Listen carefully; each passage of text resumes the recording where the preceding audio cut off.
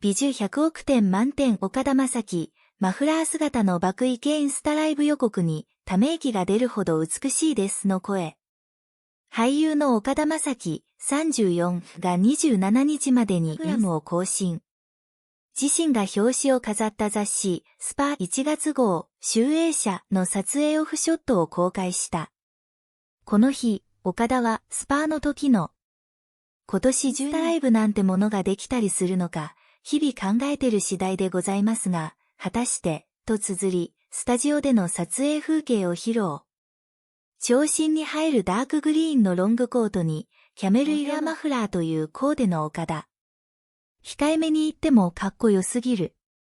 そんな岡田に、ファンからは、美女100億点満点テンション上がります。かわいい素敵最高。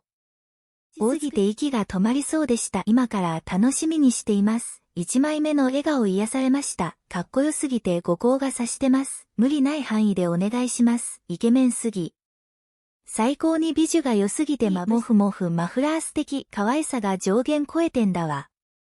ため息が出るほど美しいです。などの声が寄せられた。